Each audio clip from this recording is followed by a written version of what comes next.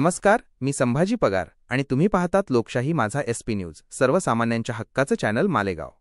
नाशिक जिल्ह्यातील मालेगाव तालुक्यातून एक धक्कादायक बातमी समोर आली आहे। एका अपंग महिलेला तिच्याच भावाकडून त्रास दिला जात असल्याची ही घटना आहे। मालेगाव तालुक्यातील टिंगरी गावात राहणाऱ्या मंगलबाई कारभारी गायकवाड यांनी ग्रामपंचायतीकडे आपल्याच भावाविरुद्ध तक्रार दाखल केली आहे।